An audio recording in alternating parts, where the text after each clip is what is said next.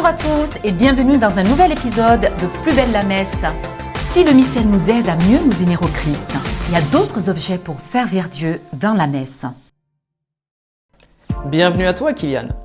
Aujourd'hui on va voir ensemble différents objets qui sont utilisés au cours de la messe. Ah oui, il y en a beaucoup, mais certains ont des noms bizarres, non? À quoi tu penses par exemple? Par exemple le séroféraire ou le turiféraire, c'est ça? Ouais, c'est dur à dire quand même. Alors attention, déjà le séroféraire n'est pas un objet, c'est le nom de la personne qui va porter le cierge au cours de la messe. De même, quand on parle du turiféraire, eh bien là on fait référence à celui qui va manier l'encensoir, souvent un grand clerc.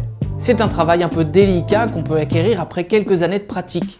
Le turiféraire est d'ailleurs accompagné de celui qui va porter le récipient avec les petits grains d'encens à l'intérieur.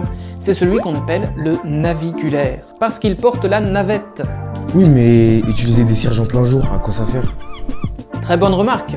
Mais si la lumière du jour et l'électricité pourraient être beaucoup plus efficaces que quelques pauvres cierges, c'est qu'ils sont là pour représenter un symbole beaucoup plus important. Ils nous parlent de Jésus notre Seigneur qui est ressuscité dans la lumière de Dieu. Et Jésus lui-même d'ailleurs a dit qu'il était la lumière du monde, souviens-toi. Parce que jour après jour, comme chrétien, comme baptisé, il nous illumine de son amour et de sa présence. Ah ouais, je comprends. Ça veut dire que à chaque fois qu'on utilise des cierges, Jésus est présent avec nous? Tu as tout à fait raison. Et il est particulièrement symbolisé par le cierge pascal, cet énorme cierge qu'on va sortir pour la nuit de Pâques. On va entrer dans l'église en procession avec ce cierge en chantant Lumière du Christ, parce que la lumière du Christ est elle seule a le pouvoir de faire disparaître toutes les ténèbres qui sont dans notre cœur et dans le monde entier. Mais plus généralement, tu as la lumière des cierges ou des flambeaux ou des torchères ou des pics, leurs noms sont nombreux, qui viennent accompagner différents moments importants de la liturgie de la messe. Ils vont entourer des objets particulièrement vénérables, comme la croix dans la procession d'entrée, ou bien venir se mettre à droite et à gauche de l'ambon au moment de la proclamation de l'évangile. Ou bien encore au moment de la consécration. Ils vont entourer l'autel au moment où le pain et le vin vont devenir les espèces consacrées, le corps et le sang de Jésus. En gros, ça veut dire que les séroféraires sont les porteurs de la lumière de Jésus pendant la messe?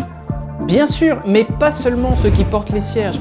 Tous les servants et aussi tous les chrétiens sont des porteurs de lumière.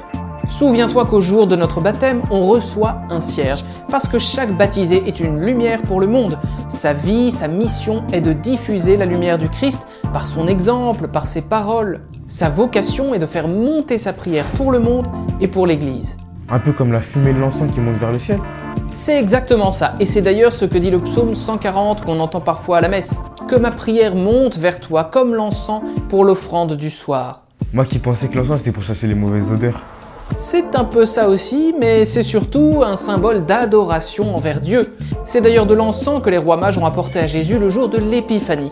L'encens, c'est le symbole de l'honneur aussi que l'on va donner aux prêtres, aux diacres et à toute l'assemblée en les encensant pendant la messe. On va donner cet honneur aussi à tous les objets liturgiques. Par exemple, avant la consécration, quand on va encenser la patène et le calice. Les quoi? La patène, c'est une forme de disque en métal précieux sur lequel on va déposer l'hostie qui deviendra le corps du Seigneur Jésus. Et le calice qui va avec, c'est une sorte de coupe dans laquelle on va mettre le vin qui deviendra son sang. Ces objets, on en prend le plus grand soin et on les apporte à l'autel au moment de l'offertoire. Ah oui, on fait une procession à ce moment-là, non? C'est vrai que dans beaucoup de paroisses, on fait une procession pour faire venir les offrandes, le pain et le vin depuis l'assemblée.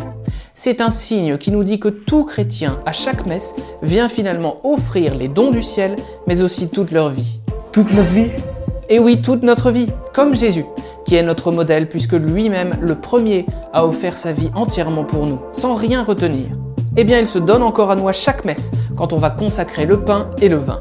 Ah ouais, c'est à ce moment-là qu'on sonne la cloche. Et j'aime bien faire la cloche. Je te reconnais bien là. Mais plus sérieusement, ce moment de la cloche, c'est pour avertir l'assemblée que quelque chose de très important arrive.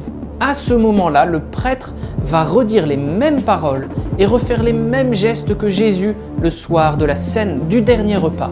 C'est le jeudi saint. Et ce soir-là, Jésus a dit « Faites cela en mémoire de moi », ce que le prêtre fait chaque jour à la messe. Depuis tout ce temps, on fait la même chose? Et oui, depuis tout ce temps, on célèbre cette chose extraordinaire qu'est le sacrifice de Jésus. Et il a lieu chaque dimanche devant nos yeux. Les servants ont beaucoup de chance d'être aux premières loges pour voir ça. Ah ouais, comme des VIP. Les VIP, c'est des spectateurs, mais vous êtes beaucoup plus que ça. Vous êtes des amis de Jésus. Par ton service à l'autel, tu te fais proche de Jésus Eucharistie. Et ça, c'est un très grand signe d'amitié. Tous les gestes et tous les mouvements que tu vas faire pendant la messe ont un sens et ils renvoient à la vie de prière qu'on peut avoir avec Dieu. Alors n'hésite pas avec ton groupe de servants de te réunir pour approfondir chacun de ces gestes. Ils vont t'aider à mieux rentrer dans la messe, mieux servir le peuple de Dieu et faire grandir ton amitié avec Jésus. Merci à tous les servants et à bientôt pour un prochain épisode.